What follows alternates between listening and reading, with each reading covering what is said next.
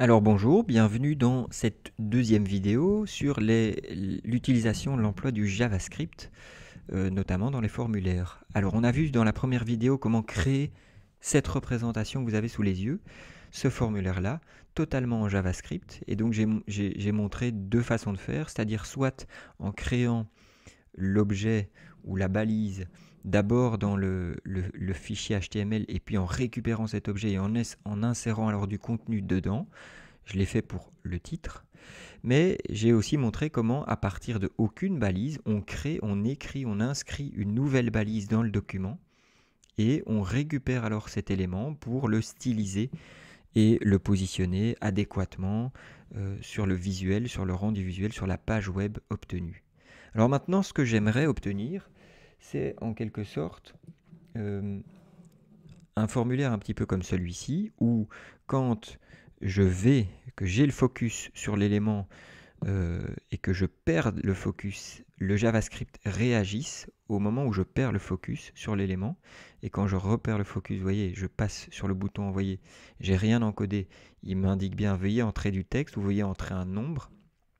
Alors que quand je mets du contenu, par exemple, on peut imaginer que j'encode le titre de la série bien connue Toto est dans la place, que tout le monde connaît.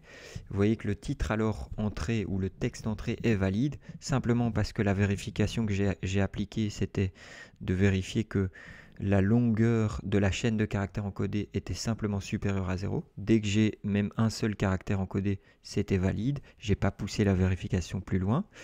Et ici, si j'encode par exemple une valeur numérique, disons 35, vous allez voir ce que ça va donner. Il indique attention, la valeur entrée doit être un nombre compris entre 1 et 20. C'est une vérification que j'ai imposée. Voilà. C'est peut-être bête d'ailleurs pour un nombre d'épisodes, mais le but est de montrer aussi finalement, techniquement, qu'est-ce qu'on peut faire. Est-ce que c'est bien une valeur numérique? Est-ce que cette valeur numérique répond à d'autres contraintes? C'était l'objectif de cet exemple sous forme d'un exercice, présenté sous forme d'un exercice. Donc je vais, plus que parler maintenant, avant d'aller plus loin, justement, vous montrer comment on va pouvoir procéder. Alors pour ça, je repars du code préalablement fait, c'est-à-dire le code qui permettait de générer l'affichage. On avait donc toutes les instructions document.write, on avait la récupération des objets ou sous forme de variables en JavaScript, et vous voyez qu'on avait utilisé l'accès au style et la possibilité justement de modifier, de styliser chaque partie pour que l'affichage tienne correctement. Bon, ça c'est une chose. Vous voyez qu'on avait inscrit générer un affichage .js comme script dans ce document. Eh ben, je vais ajouter un deuxième script ici qui sera celui qui me permettra d'effectuer les vérifications sur les éléments générés au préalable. Et donc, ce fichier, je vais l'appeler simplement vérifier encodage.js. Voilà. J'enregistre dans le document HTML.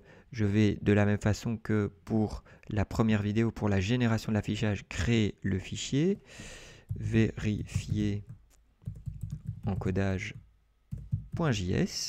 Voilà qui est fait. Ce fichier est là. Et de la même façon, je voudrais être sûr que ce fichier est bien pris en charge dans mon document HTML. Et donc au moment où ce document HTML se charge, je vais, comme tout à l'heure, finalement, comme lors de la première vidéo, vérifier le bon fonctionnement. Alors je vais changer simplement la phrase. Au lieu de dire le JavaScript est bien en place, je vais ajouter le JavaScript est bien en place pour la vérification de mon encodage ou de mes encodages. Voilà qui est fait. On va vérifier tout de suite au niveau de la console si les deux affichages apparaissent. On a bien le JavaScript est bien en place pour la génération du formulaire. J'ai envie de dire même celui-là on pourrait le mettre en commentaire ici, et on voit bien que c'est appelé dans générer affichage. Et le JavaScript est bien en place pour la vérification de mes encodages. C'est bien la ligne de code présente dans le fichier vérifié encodage. Donc là, a priori, on est bon. Alors, pour procéder maintenant, ce que je vais devoir faire, c'est finalement repartir un petit peu comme tout à l'heure avec mes différentes variables et surtout voir comment est-ce que je vais pouvoir effectuer la vérification. Alors si on réfléchit un petit peu, en termes de visuel, j'ai montré juste avant ce que je voulais faire, mais dans le contenu, dans les éléments présents déjà générés, dans mon bloc ma série, donc sur lequel je pointe et qui est en bleu sur l'écran, on voit bien qu'on a le formulaire d'encodage qui contient le div ID titre avec à chaque fois le label, l'input, le span d'erreur. Et ce span d'erreur va contenir finalement le texte dans lequel je vais écrire l'erreur. Ensuite, j'ai la partie épisode. On voit bien qu'il y a le label, le texte, et de nouveau ce span épisode erreur ce coup-ci, et le bouton. Bon, ok. Alors, pour ça, je vais devoir donc récupérer finalement quoi comme objet? Je vais devoir récupérer mon input et mon span, parce que je vais devoir agir sur ces deux objets. En fait, quand l'input aura perdu le focus, on jouera donc sur l'événement perte de focus de cet objet-là, eh bien je veux que l'affichage se rafraîchisse. Donc que ce qui est contenu dans titre erreur soit rafraîchi, soit modifié. Et donc pour ça, quand je vais dans le DOM, ici sur la Bible du W3 School, je vais simplement avoir, ici vous voyez dans la colonne, les événements. Et on voit qu'on a par exemple comme événement le mouse over me, le mouse over, le fait de venir avec la souris pointer sur un élément. Et vous voyez que hop, il y a quelque chose qui agit, il y a quelque chose qui est modifié, c'est le texte mouse over me qui a été changé par thank you. Le click me, c'est l'événement click sur l'objet, donc j'ai cliqué une fois, vous voyez qu'il met click me again, je reclique une fois, thank you, je reclique, goodbye, je reclique et il disparaît. Donc on peut vraiment à chaque fois modifier les choses. Vous voyez que comme j'ai cliqué 4 fois, il faut aussi penser un petit peu quels sont les tests qui sont faits. Donc derrière le fait, parce que c'est pas juste à l'événement click qu'on agit, c'est à l'événement click la première fois, puis à l'événement click la deuxième fois, et en fait on ne compte pas nécessairement le nombre de fois, mais on se sert aussi de ce qui est contenu dans l'objet sur lequel on clique. C'est le cas, c'est clairement le cas dans cet exemple-ci. Donc ça, vous pouvez aller voir un petit peu quel est le code qui est fait. Je ne vais pas passer mon temps à faire ça, je vais au contraire montrer justement comment moi je procède pour faire en sorte que mon formulaire ici agisse uniquement à la perte du focus et quels sont les tests qui sont à faire. Alors les tests qui sont à faire, ils ne sont pas si compliqués que ça. Le premier test que j'envisage, c'est de vérifier que, ici dans le titre, on n'ait pas du contenu de type numérique et qu'en plus de ça, la longueur de ce qui est encodé est supérieure ou égale à 1. Je vais juste faire ça. Je pourrais modifier les tests, mais pour l'instant, c'est ça que je me suis posé comme contrainte. Et pour le deuxième champ, ce que je vais faire, c'est faire en sorte de vérifier que la longueur de ce qui est contenu dans épisode soit supérieure à 0, bien entendu. Donc ça doit contenir au moins un caractère. En plus de ça, que ce caractère ne soit pas autre chose que du numérique, et que ce numérique, cette valeur numérique, ne soit pas une valeur qui soit comprise, qui ne soit pas comprise entre 1 et 20. Donc ça doit être une valeur comprise entre 1 et 20. Alors, pour ça, je vais donc dans mon code, c'est parti, je suis dans vérifier encodage, et je vais créer ma variable titre, ma variable épisode, ma variable texte, qui sera contenue dans le label de mon titre, ou de erreur titre, ou de titre erreur, et texte2 qui sera contenu dans ma variable erreur épisode. Alors j'ai donc titre, épisode, texte et texte2 qui sont 4 variables. J'aurais pu utiliser le mot-clé let, je vais utiliser le mot-clé var, ça ne change pas beaucoup. Alors ici, ce qui va devenir intéressant, c'est que je vais créer des fonctions. Et vous allez voir que ça va forcément réagir autrement. Et c'est ça qu'il faut bien comprendre. Je vais donc déclarer une fonction que je vais appeler validation titre. Et là-dedans, je vais inclure le code qui va me permettre de vérifier à la fois qu'on a quelque chose qui n'est pas de type numérique et qui a une certaine longueur. Donc le but, c'est non numérique et longueur minimum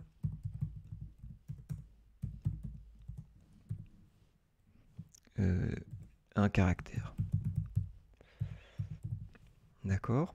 Ça va être la condition, en quelque sorte, qui va s'appliquer dans validation titre. De la même façon, je vais écrire une fonction qui va s'appeler validation épisode. Du coup, validation épisode, la condition, ça va être que ça doit être numérique. Ça doit être forcément, avant d'être numérique, ça doit être longueur minimum 1, numérique, et aussi compris entre 1 et 20. Voilà mes conditions pour mes deux fonctions. Elles sont, en tout cas, l'idée des conditions est donnée. Bon, à partir de là, qu'est-ce que je vais faire ? Je vais affecter à ma variable titre l'objet récupéré depuis mon document, depuis le DOM. Donc c'est getElementById, méthode, voilà. Et je vais récupérer, alors quel élément, comment je sais encore le nom de cet élément ? Je vous rappelle que dans générer affichage, je les avais générés. Et donc ici, je vais simplement faire attention à récupérer bien l'input. Et donc l'input avait un ID particulier qui s'appelle non pas pour le titre épisode, mais titre encodé pour le titre et épisode encodé pour l'épisode. Donc ici, je dois bien prendre titre encodé sans accent. Titre encodé, voilà qui est fait. Et je vais récupérer la valeur de ça. Alors pourquoi ? Parce que ici, il s'agit d'un champ input et donc je veux tout de suite agir en cas de perte du focus dans ce champ-là, mais sur la valeur encodée dans ce champ. Donc, plutôt que d'utiliser titre.value, je vais aller plus vite et je vais directement dire, voilà, je récupère l'objet, mais de cet objet, je vais directement accéder à la propriété valeur de cet objet. Je sais que cet objet, c'est un type input texte, et donc je vais agir directement sur sa valeur pour gagner du temps. Ok, ça c'est fait. Alors, je vais faire donc le code de vérification. Du coup, deux façons de faire, s'offrent à moi. Je peux classiquement faire un if avec les accolades, else avec les accolades.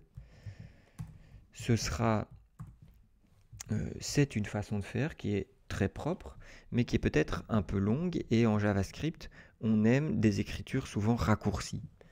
Et donc l'idée est quoi ?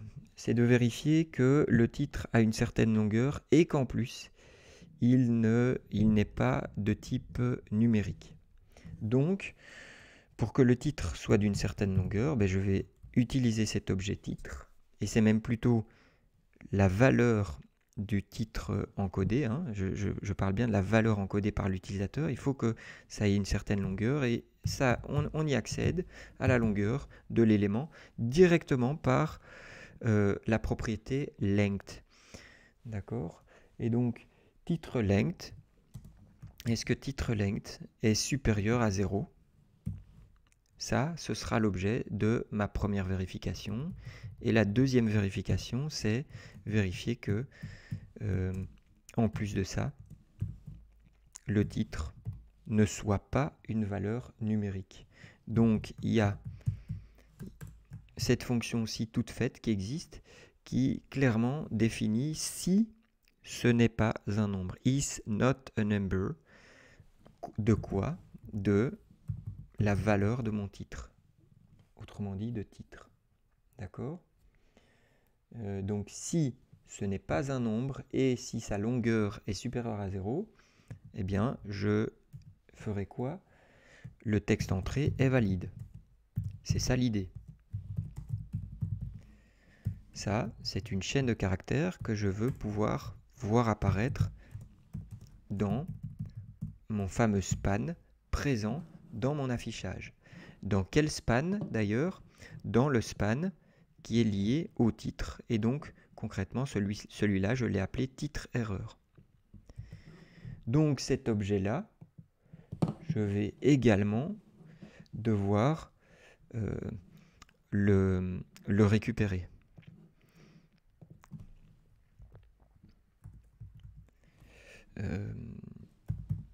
Titre erreur, c'est document.getElementById de titre erreur. Voilà. Et en fait, qu'est-ce que je veux faire dans ce titre erreur? Je veux faire en sorte que titre erreur .inner HTML, je veux aller écrire dedans et je veux écrire quoi? La valeur contenue dans le texte. D'accord? Bien sûr, j'aurais pu écrire ça en une seule ligne en disant voilà, titre erreur .inner HTML égale directement ma chaîne de texte qui est là, sans passer par la variable texte. C'est une façon de faire qui n'est évidemment pas mauvaise du tout. Et dans le cas où les deux conditions ici ne sont pas remplies, qu'est-ce que je devrais faire? Je devrais faire en sorte que titre erreur .inner HTML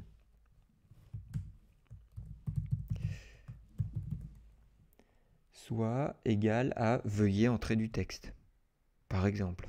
D'accord? Je pourrais encore peaufiner mes tests et dire mais si la longueur n'est pas supérieure à 0 ou, et donc dire ici revérifier, si la longueur n'est pas égale à 0, dire veuillez entrer du texte, n'est pas supérieur à 0, veuillez entrer du texte. Sinon, ça veut dire que ce n'est pas une valeur numérique, mais qu'il y a quelque chose d'encodé, veuillez n'entrer que du texte. Vous n'êtes pas autorisé à entrer des valeurs numériques.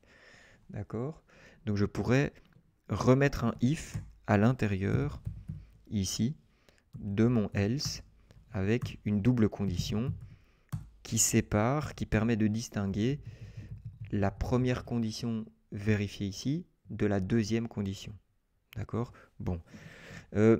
Tout ça, ça commence à devenir long en termes de code. Et en fait, ce qui devient intéressant, c'est qu'en JavaScript, il y a moyen d'écrire ça beaucoup plus courtement, de manière beaucoup plus courte. Autrement dit, comment? Eh bien, par le fameux opérateur ternaire, comme on dit, ou l'écriture ternaire. C'est quoi? On est d'accord qu'on va devoir contenir quelque chose dans titre erreur inner HTML. On va devoir aller écrire dedans.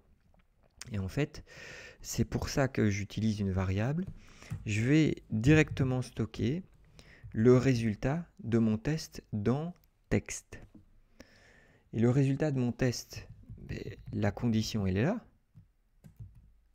On est bien d'accord là-dessus. Alors, je vois qu'en termes de parenthèse, j'ai tout ce qu'il faut ici. Et donc, voilà mon test. Si mon test est vérifié, alors, je fais quoi? Je stocke le texte entré est valide dans la variable texte. Sinon, je stocke veuillez entrer du texte.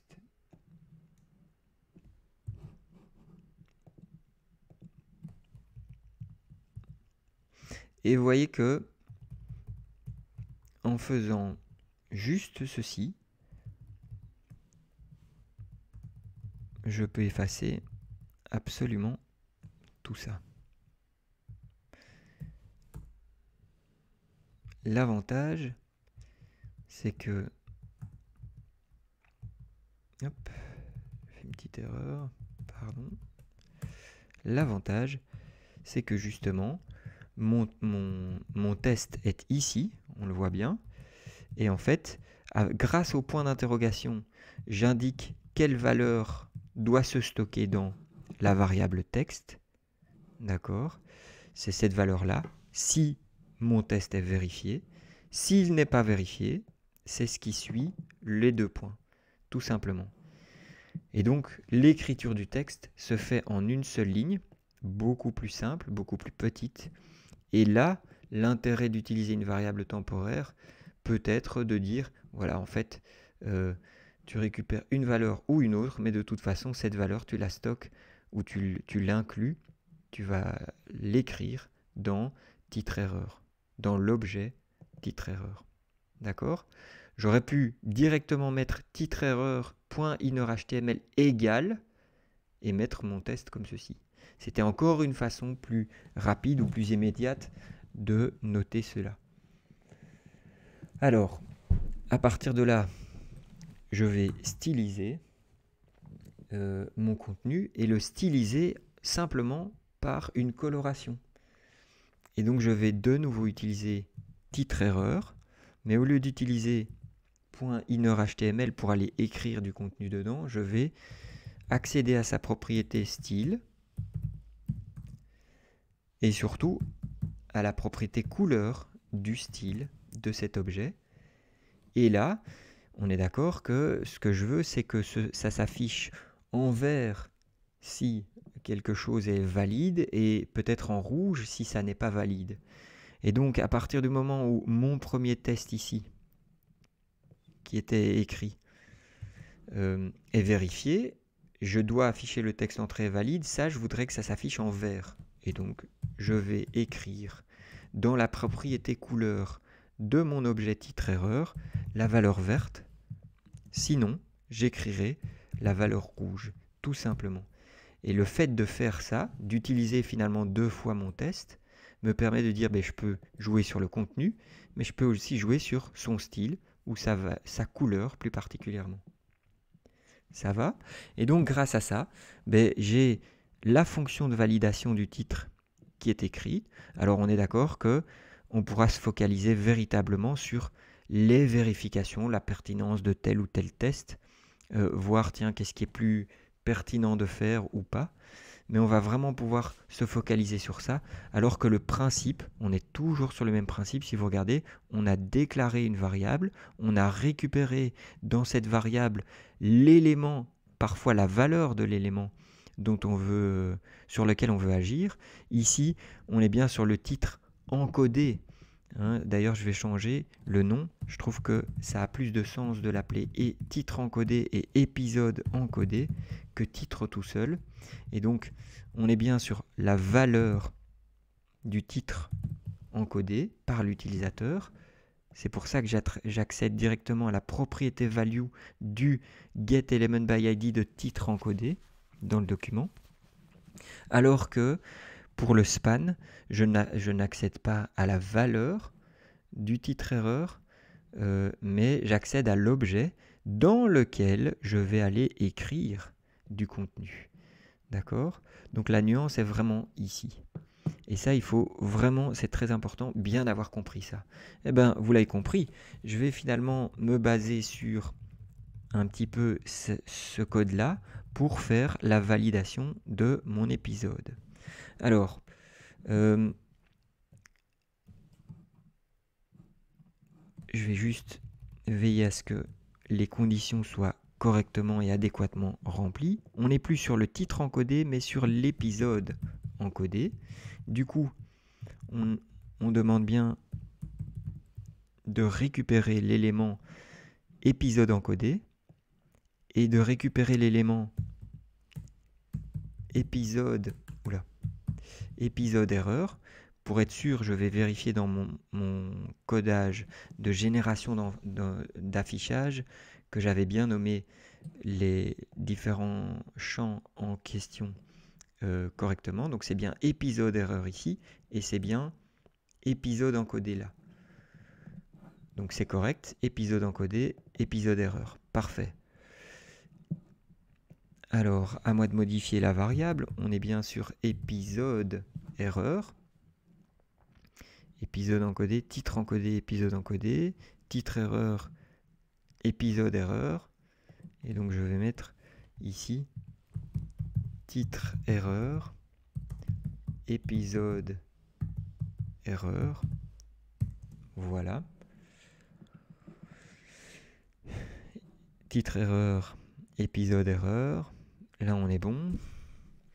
Et donc dans le texte 2, ce coup-ci, je vais stocker quoi? Quel va être mon test en fait?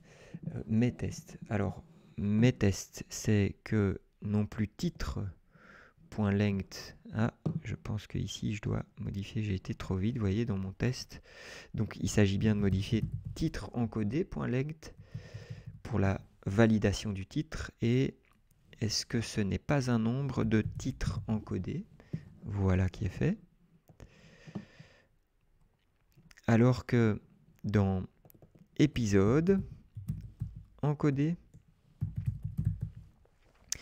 je dois vérifier si sa longueur n'est pas égale à 0. Note pour la négation, c'est le point d'exclamation. Note épisode encodé.length est supérieur à 0. Donc si on n'a pas ça, ou qu'on n'a pas que l'épisode encodé ne soit un nombre, ça on va le faire dans un deuxième temps. Donc ce que je vais faire, c'est que je vais juste vérifier dans un premier temps si... Ouais, j'enlève ça. Hop.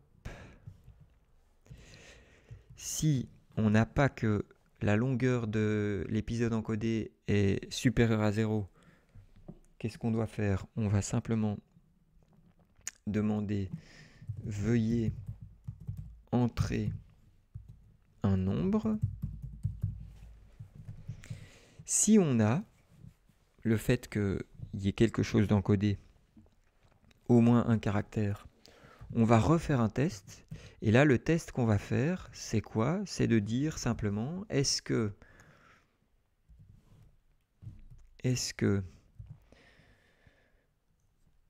épisode encodé est bien un nombre? Autrement dit, ça c'est ce test-ci, c'est dire is not a number de épisode encodé. Donc si on a ça, ou si on a que le nombre, donc épisode encodé,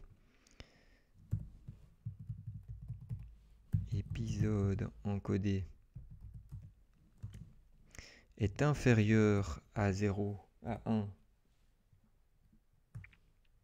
inférieur à 1, ou que cet épisode encodé est supérieur à 20, ben alors c'est pas bon. Et donc si c'est pas bon, ça veut dire que on doit afficher que la valeur encodée doit être un nombre compris entre 1 et 20. Sinon,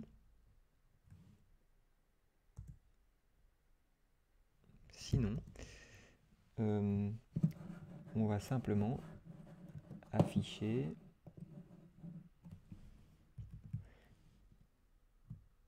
que le nombre entré est correct.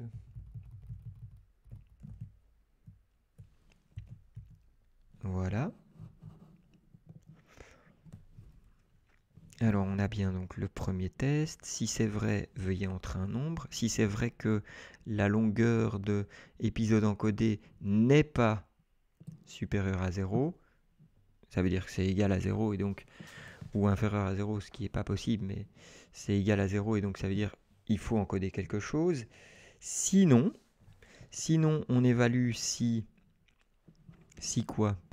Si on n'a pas affaire à un nombre, ou si le nombre est inférieur à 1, ou si ce nombre est supérieur à 20, auquel cas c'est pas valide, on va dire que la valeur encodée doit être un nombre. Sinon ça veut dire que tout est bon, et si tout est bon, ça veut dire que le nombre entré est correct, tout simplement.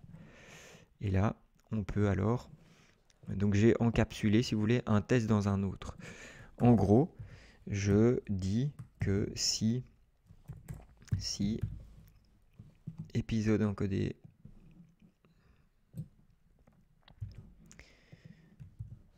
si la longueur de épisode encodé n'est pas supérieure à 1, c'est pas bon. Veuillez entrer un nombre. Sinon, je refais un test avec les accolades, en quelque sorte, c'est ça l'idée, hein. Et avec un cas où si quoi, ben, le deuxième test, c'est de dire si ce n'est pas un nombre, ou si ce nombre est inférieur à 0, ou si ce nombre est supérieur à 20, autrement dit, c'est pas valide, eh bien, on affichera alors veuillez entrer un nombre compris entre 1 et 20. C'est vraiment ça l'idée. Alors je vois qu'il me manque une parenthèse de fin du test ici, et là on a bien l'encodage qui est correct. Donc j'ai vraiment cette encapsulation de test ici, et qu'il faut comprendre comme ceci. D'accord? Voilà, je vais juste remettre le test. Is not a number or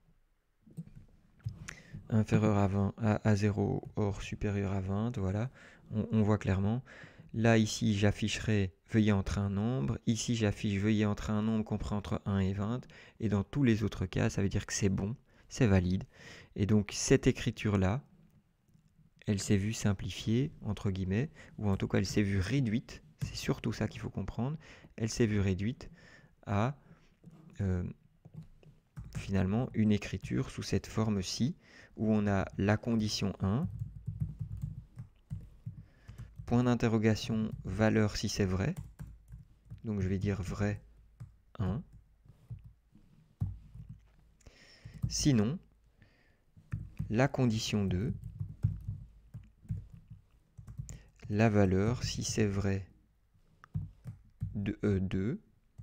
Sinon, la valeur si c'est faux 2. D'accord? Et donc on a vraiment quelque chose comme ceci qui va se stocker dans ma variable. Voilà.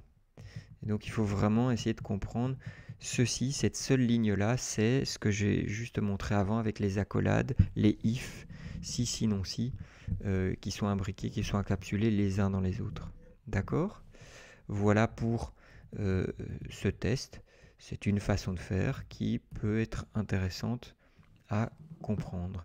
Du coup, le texte 2 récupéré, on le stocke non plus dans titre erreur, mais vous l'avez compris, dans épisode erreur. Ça, c'est bon. C'est bien de épisode erreur qu'on récupère l'élément pour le stocker dans la variable épisode erreur qui est déclarée bien ici au-dessus. Et donc, on travaille non plus sur titre erreur, mais sur épisode erreur. Et là, c'est ce qui est intéressant, c'est de voir que si note épisode.length, on se base sur le premier test. Vous voyez, si note épisode.length égale pardon, pas égal, est supérieur à 0, si donc la longueur de l'épisode n'est pas supérieure à 0, ça veut dire que là, ça doit être du rouge, puisque ça veut dire qu'il faut encoder quelque chose. Et alors, sinon, et là, on peut remettre le deuxième test. Donc, on recopie vraiment, en fait, cette ligne-ci, mais au lieu des textes, on les modifie par les couleurs adéquates, tout simplement. Et donc je vais copier, coller, et je vais juste modifier à chaque fois mes textes par les couleurs adéquates. Donc si mon premier test est vrai, autrement dit si on n'a pas la longueur de épisode encodé qui est supérieure à 0, ça veut dire que c'est un message qui doit indiquer quelque chose de pas bon, donc en rouge. Le deuxième test, si on n'a pas épisode encodé comme étant une valeur numérique, ou si l'épisode encodé est inférieur à 1, ou si l'épisode encodé est supérieur à 20, c'est toujours pas correct. Et donc on a de nouveau une valeur en rouge. Alors, sinon, si tous les tests sont faux, autrement dit les tests négatifs sont faux, on aura une bonne valeur et donc une valeur verte au final. D'accord? Voilà qui est fait pour ceci. Alors maintenant, et c'est ce qui devient intéressant, vous avez vu que j'ai regroupé à chaque fois mes codes en fonctions. Alors on peut faire les tests autrement, pas de manière négative mais de manière positive, hein. Voilà, ça c'est une chose, mais on voit ok, on a des fonctions. Maintenant, ce qui devient intéressant, c'est d'aller voir dans le code JavaScript si on a des erreurs au niveau de la console quand on rafraîchit. Et oui, je pense que j'ai dû laisser traîner visiblement dans vérification encodage. Vous voyez, a priori c'est plutôt à la ligne 28. Donc je vais aller vérifier, ligne 28.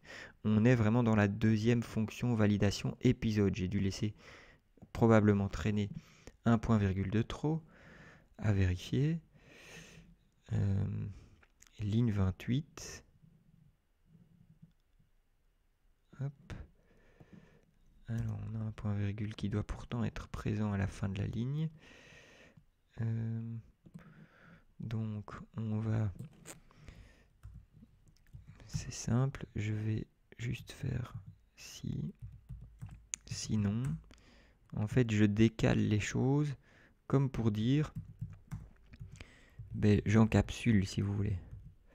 Donc j'ai mon premier test, ma première condition. Si c'est bon, si cette première condition est vérifiée, alors veuillez entrer un nombre. Sinon, on refait un deuxième test. Et là, je pense que c'est vraiment sur les parenthèses que je dois vérifier. Is not a number. Effectivement, il me manque une fermeture de parenthèse déjà ici. Hop. Épisode encodé. Donc ou épisode encodé, et la deuxième parenthèse est refermée, donc ça c'est correct. Et forcément comme j'ai fait du copier-coller, voilà, d'ailleurs il n'y a plus d'erreur, on voit bien. Donc je sais que j'ai dû rajouter une parenthèse ici, donc je vais simplement annuler tous mes retours à la ligne et rajouter la parenthèse ici qui manque. Voilà qui est fait. Et comme j'ai fait du copier-coller avec mes codes, je vais faire de même pour ici, parce que j'aurai la même erreur. J'enregistre, je reviens, je rafraîchis, j'ai plus d'erreur en JavaScript, ça c'est bon, mais j'ai rien qui se passe. Et c'est tout à fait normal et cohérent, puisque j'ai défini mes fonctions, mais je ne les appelle pas. Et en fait, le problème, c'est que si je veux qu'elles s'exécutent ou qu'elles se réalisent, je dois de deux choses l'une. Soit carrément dire comme ça, appeler mes fonctions finalement, mais là, ça veut dire que je n'agis pas sur un événement particulier. Je veux que ces fonctions s'exécutent quoi qu'il arrive, quel que soit l'événement, quel que soit... En fait, dès que le fichier JavaScript est chargé, je veux qu'elle s'exécute. Et vous voyez que on voit, et ça c'est pas inintéressant de le faire comme ça pour voir, on voit que il y a une erreur ici, une erreur de référence sur episode error, on le voit bien, is not defined. J'ai été un peu vite quand j'ai tapé episode error, vous voyez que j'ai interverti des lettres et je dois juste vérifier où est-ce que épisode erreur, episode erreur ici. Vous voyez, l'erreur est tout simplement là. Je corrige, Je reviens, je rafraîchis ma page et je vois que c'est bien en rouge. Il n'y a rien qui est encodé. Il demande d'entrer du texte. Il n'y a rien qui est encodé pour le nombre d'épisodes. Il demande d'encoder un nombre. Et là, je vois que ça a l'air de réagir comme il se doit. Sauf que je veux que ça agisse au niveau d'un événement particulier, au moment de la perte du focus. Et ça, eh bien, c'est justement la chose intéressante à voir ici lors de l'utilisation de fonctions. En fait, je vais simplement appeler ces fonctions validation titre sur la perte du focus. Et la perte du focus, eh bien, comment savoir les différents événements qui existent? Je vous l'ai dit tout à l'heure, il y a le mouse over, il y a le click, il y a en fait, ici on click, on voit bien, en fait on peut agir sur l'événement on click d'un titre, par exemple, si on appelle une fonction particulière, vous voyez, et c'est décrit ici. Vous voyez, on click, change text avec parenthèse et on met this pour faire appel à l'instance en cours d'exécution. Et donc ça exécutera la fonction décrite ici. En fait, on va pouvoir comme ça trouver tous les événements. Il y a le onload, on unload, on change, on mouse over, on mouse down, etc. etc. On focus, d'accord? Et vous avez, quand vous scrollez, la liste de tous les HTML DOM events, tous les événements. Et voilà, et c'est ça qui est intéressant, c'est de pouvoir savoir finalement quels sont tous les événements qui existent. D'accord? Alors j'attire votre attention sur le fait de bien visualiser donc, les events. D'accord? Et moi je le sais, mais je vous le dis, c'est pour la perte du focus. Donc il y a le focus, ça c'est le gain du focus, on focus. Il y a focus out, où il y a aussi on blur. Ça existe. D'accord? Et donc je ne sais pas si ça se trouve à on blur ou à blur directement, blur en anglais. Le voilà, blur. The event occurs when an element loses focus. Voilà. Donc c'est sur les événements clairement liés au focus. Focus sur un objet de type input. Ça va? Et donc souvent quand vous cliquez sur l'événement, vous avez un exemple. On blur my function. Et c'est exactement ce que je vais faire sur les objets input en question.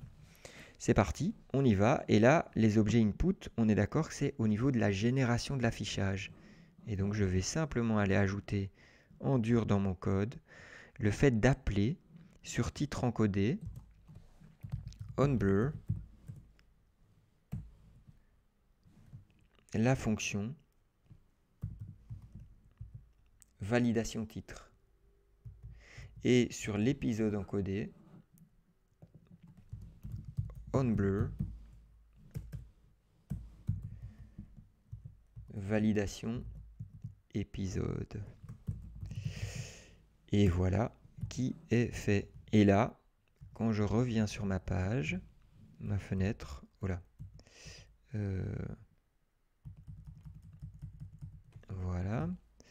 Je reviens donc sur la fenêtre de mon navigateur. Je n'ai pas d'erreur à JavaScript. Je vois qu'ici, ça a l'air, en tout cas, de ne pas s'afficher, ce qui est normal au chargement. Je pointe, je suis dans le premier champ texte. Je sors de ce premier champ texte sans rien avoir encodé. Et là, je vois qu'il affiche « Veuillez entrer du texte ». Ça semble bon. Je sors du deuxième, ça semble toujours bon. Je continue de passer de l'un à l'autre. Voilà, je reviens dedans. Toto, si je tape du texte, le texte entré est valide. Par contre, je vois que c'est resté en rouge. Et si je mets 25, la valeur encodée doit être un nombre compris entre 1 et 20. Si je mets 19, le nombre entré au correct, là, la couleur est bonne. Il y a juste que ici, la couleur n'est pas bonne. Et donc ça, je vais juste modifier ça. Dans vérifier encodage, c'est sur une histoire de couleur que ça pose problème et c'est pas dans la validation de l'épisode, c'est vraiment dans la validation du titre. Et vous voyez que ici, j'ai mis mon premier contenu, mon premier titre, ma première condition, mon premier test.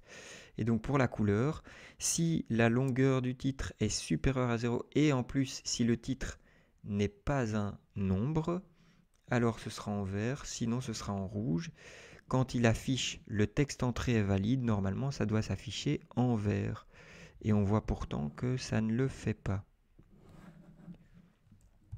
Et donc, c'est certainement une petite faute. Alors voilà, en fait, c'était tout simple.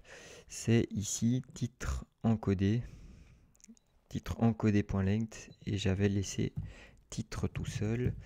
Et donc forcément, il ne reconnaissait pas ceci. Et donc ici, je dois bien vérifier que j'ai bien la longueur de titre encodé qui est supérieure à 0 et en plus que titre encodé n'est pas un nombre pour que la couleur s'applique correctement. Et voilà qui est fait. Du coup, quand je rafraîchis cette page, si je ne tape rien, c'est bien veuillez entrer du texte en rouge, veuillez entrer un nombre. Si je reviens et que je tape du texte, c'est passé au vert. Et que je tape une valeur, c'est bien passé au vert. Voilà qui est fait. Voilà, ceci a fait l'objet donc de la deuxième et dernière vidéo que je voulais vous montrer pour la réalisation de fonctions de validation sur des objets totalement réalisés en JavaScript. Attention de bien faire justement attention aux événements, à ce que vous voulez, à ce sur quoi vous voulez agir et comment vous voulez le faire. Si vous voulez simplement faire des fonctions de vérification et les appeler sans aucun contrôle sur l'événement, ben vous le faites comme je l'ai fait ici tout à l'heure, directement en bas, au moment où le fichier JavaScript qui contient ces vérifications se charge, ou bien alors vous travaillez sur les événements, par exemple perte de focus, clic ou autre. Voilà, une bonne fin de journée à tous et surtout, à très bientôt pour une nouvelle vidéo.